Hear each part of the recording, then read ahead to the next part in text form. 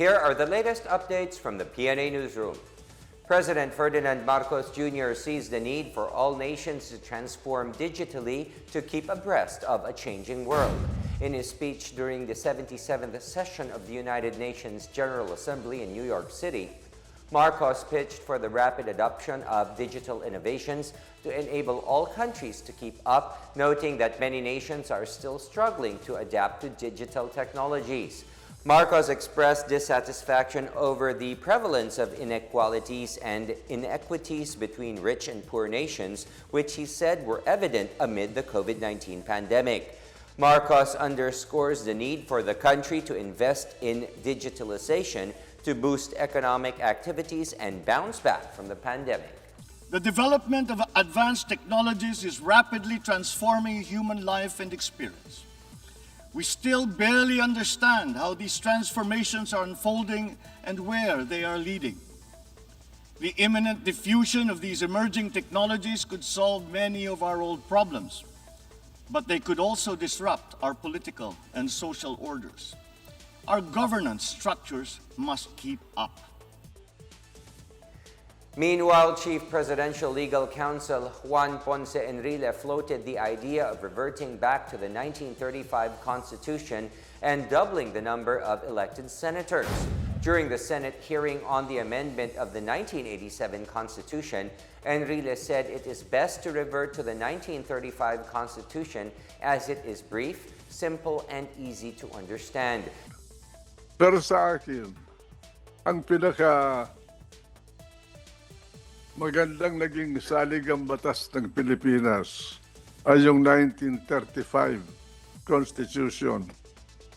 Maigsi, brief, simple, easy to understand.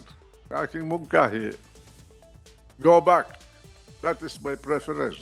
I'm not binding anybody. Go back to the 1935 Constitution, or at the very least,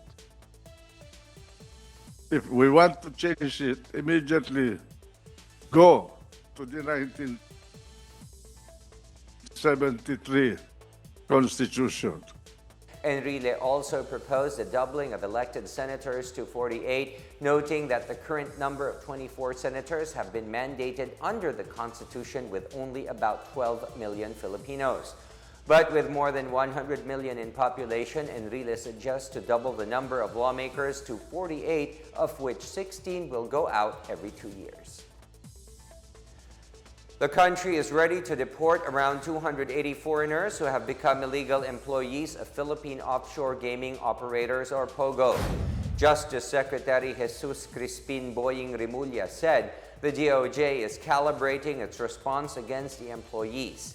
Remulla has scheduled a meeting with Chinese ambassador to the Philippines Wang Xilian tomorrow regarding the deportation of Pogo employees.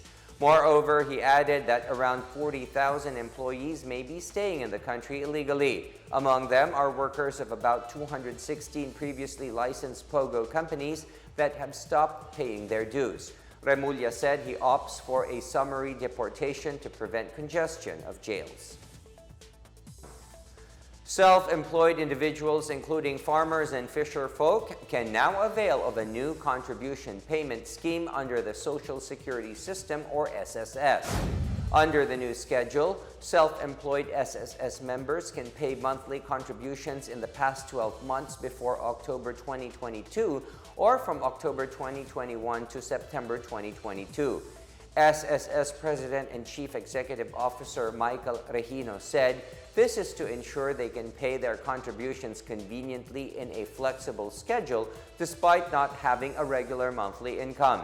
Self-employed SSS members are entitled to benefits which cover sickness, maternity, retirement, disability, funeral, and death, along with various loan programs. And those are the latest from the Pna Newsroom. Stay tuned for more updates on the biggest stories throughout the day. I am William Theo. Good day, everyone.